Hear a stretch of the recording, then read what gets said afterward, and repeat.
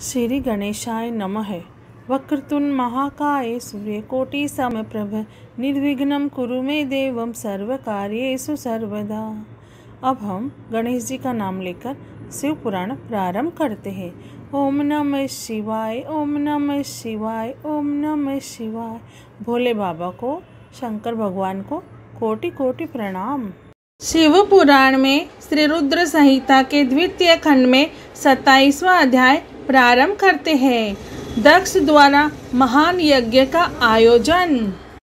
ब्रह्मा जी बोले, हे महर्षि नारद, इस प्रकार क्रोधित व अपमानित दक्ष ने कनखल नामक तीर्थ में एक बहुत बड़े यज्ञ का आयोजन किया। उस यज्ञ में उन्होंने सभी देवर्षियों, महर्षियों तथा देवताओं को दीक्षा देने के लिए बुलाया। अगस्त्य, कश्यप, अत्रि, वामदेव, भृगु, दधीचि, भगवान व्यास, भारद्वाज, गौतम, पेल, पराशर, गर्ग, भार्गव, ककुस, सित, सुमंतु, त्रिक, कंक और वेंशपायन सहित अनेक ऋषि मुनि अपनी पत्नियों व पुत्रों सहित प्रजापति दक्ष के यज्ञ में सम्मिलित हुए। समस्त देवता अपने देवगणों के साथ प्रसन्नतापूर्वक यज्ञ में गए। अपने पुत्र दक्ष की प्रार्थना स्वीकार करके मैं विश्वसृष्टा ब्रह्मा और वैकुंठ लोक से भगवान विष्णु भी उस यज्ञ में पहुँचे। वहाँ दक्ष ने सभी पधारे हुए अतिथियों का खूब आदर सत्कार किया। उस यज्ञ के स्थान का निर्माण देवताओं के शिल्पी विश्वकर्मा द्वारा किया गया था। विश्वकर्मा ने बहुत से दिव्य भवनों का निर्माण किया। उन भवनों में दक्ष ने यज्ञ में पधारे हुए अतिथियों को ठहराया।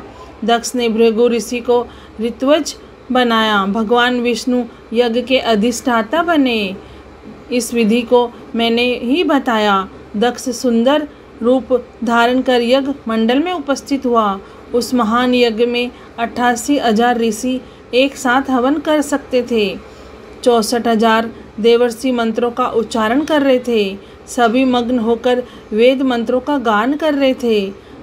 दक्ष ने उस महान यज्ञ में गंधर्वों, विद्याधरों, सिद्धों, 12 आदित्यों व उनके गणों तथा नागों को भी आमंत्रित किया था।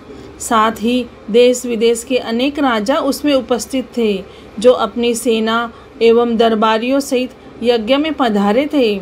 कौतुक और मंगलाचार कर दक्ष ने यज्ञ की दीक्षा ली, परंतु उस दुरात्मा दक्ष ने त्रिलोकीनाथ करुणा निधान भगवान शिव को यज्ञ के लिए निमंत्रण नहीं भेजा था, न ही अपनी पुत्री सती को ही बुलाया था। दक्ष के अनुसार भगवान शिव कपालधारी है, इसलिए उन्हें यज्ञ में स्थान देना गलत है। सती भी शिवजी की पत्नी होने के कारण कंपाली भार्या हुई, अतः उन्हें भी बुलाना पूर्णतः अनुचित है। दक्ष का यज्ञ महोत्सव अत्यंत धूमधाम एवं हर्षोल्लास से आरंभ हुआ। सभी ऋषि मुनि अपने अपने कार्य में संलग्न हो गए। तभी वहाँ महर्षि दधीचि पधारे। उस यज्ञ में भगवान शंकर को न पाकर दधीचि बोले, हे श्रेष्ठ देवताओं और महर्षियों, मैं आप सभी को श्रद्धापूर्वक नमस्कार करता हूँ। हे श्रेष्ठ जनों, आप सभी यहाँ इस महान यज्ञ में पधारे हैं। मैं आप सबसे यह पूछना चाहता हूँ कि मुझे इस यज्ञ में त्रिलोकीनाथ भगवान शंकर कहीं भी दिखाई नहीं दे रहे हैं। उनके बिना यह यज्ञ मुझे सूना लग रहा है। उनकी अनुपस्थिति से यह यज्ञ की शोभा कम हो गई है। जैसा कि आप जानते ही हैं कि भगवान शिव की कृपा से सभी कार्य सिद्ध होते हैं। वे परम सिद्ध पुरुष हैं। नीलकंठधारी प्रभु शंकर यहाँ क्यों नहीं दिखाई दे रहे हैं, जिनकी कृपा से अमंगल भी मंगल हो जाता है, जो सर्वदा सबका मंगल करते हैं। उन भगवान शिव का यज्ञ में उपस्थित होना बहुत आवश्यक है। इसलिए आप सभी को यज्ञ के सकुशल पूर्ण होने के लिए परम कल्याणकारी भगवान शिव को अनुनय विनय कर इस यज्ञ में लाना चाहिए, तभी इस यज्ञ की पूर्ति हो सकती है। इसलिए आप सभी श्रेष्ठ जन तुरंत कैलाश पर्वत पर जाएं और भगवान शिव और देवी सती को यज्ञ में ले आएं। उनके आने से यह यज्ञ पवित्र हो जाएगा। वे परम पुण्यमयी है, उनके यहाँ आने से ही यह यज्ञ पूरा हो सकता है। महर्षि दधीचि की बातों को सुनकर दक्ष हंसते हुए बोला, भगवान विष्णु देवताओं के मूल है, अतः मैंने उन्हें आदर के साथ यहाँ बुलाया है। जब वे यहाँ उपस्थित है तो भला यज्ञ में क्या कमी हो सकती है। भगवान विष्णु के साथ साथ ब्रह्मा जी भी वेदों, उपनिषदों और विविध आगमों के साथ यहाँ पधारे हैं। देवगणों सहित इंद्र भी यहाँ उपस्थित है। वेद और वेद तत्वों को जानने वाले तथा उनका पालन करने वाले सभी महर्षि यज्ञ में आ चुके हैं। जब सभी देवगण और श्रेष्ठ जन यहाँ उपस्थित हैं तो रुद्रदेव की यहाँ क्या आवश्यकता है। मैंने सिर्फ ब्रह्मा जी के कहने पर अपनी पुत्री सती का विवाह शिवजी से कर दिया था। मैं जानता हूँ कि वे कुलहीन है, उनके माता पिता का कुछ भी पता नहीं है। वे भूतों, प्रेतों और पिशाचों के स्वामी हैं। वे स्वयं ही अपनी प्रशंसा करते हैं। वे मूढ़, जड़, मौनी और ईर्ष्यालु होने के कारण यज्ञ में बुलाए जाने के योग्य नहीं है। अतः दधीचि जी, आप उन्हें यज्ञ में बुलाने के लिए न कहें। आप सब ऋषि मुनि मिलकर अपने सहयोग से मेरे इस यज्ञ को सफल बनाएं। दक्ष की बात सुनकर दधीचि मुनि बोले, हे दक्ष, परम कल्याणकारी भगवान शिव को यज्ञ में न बुलाकर तुमने इस यज्ञ को पहले ही भंग कर दिया है।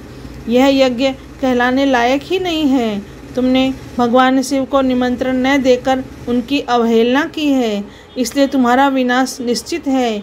यह कहकर दधीचि वहाँ से अपने आश्रम चले गए। उनके पीछे पीछे भगवान शिव का अनुसरण करने वाले सभी ऋषि मुनि भी वहाँ से चले गए। दक्ष के समर्थकों ने यज्ञ छोड़कर गए ऋषि मुनियों के प्रति व्यंग भरे वचनों का प्रयोग किया। इस प्रकार प्रसन्न होकर दक्ष बोलने लगे कि यह बहुत अच्छी बात है कि मंदबुद्धि और मिथ्यावाद में लगे दुराचारी मनुष्य सभी इस यज्ञ का त्याग करके स्वयं ही चले गए हैं। भगवान विष्णु और ब्रह्मा जी, जो कि सभी वेदों के ज्ञाता है और वेद तत्वों से परिपूर्ण है, इस यज्ञ में उपस्थित है। ये मेरे ही यज्ञ को सफल बनाएंगे। ब्रह्मा जी बोले। दक्ष की ये बातें सुनकर वे सभी शिव माया से मोहित हो गए। सभी देवर्षि और देवताओं का पूजन करने लगे। इस प्रकार यज्ञ पुनः आरंभ हो गया। मुनिश्रेष्ठ इस प्रकार वहाँ यज्ञ स्थल पर रुके अनेक देवर्षि और मुनि वहाँ पुण्य यज्ञ को पूर्ण करने हेतु पूजन करने लगे। शिव पुराण में श्री रुद्र संहिता के द्वितीय खंड में 27वां अध्याय पूर्ण हुआ। ओम नमः शिवाय, ओम नमः शिवाय, ओम नमः शिवाय। हे भोलेनाथ, हे शिव शंभु, आपको कोटि कोटि प्रणाम और कोटि कोटि धन्यवाद। जय भोलेनाथ।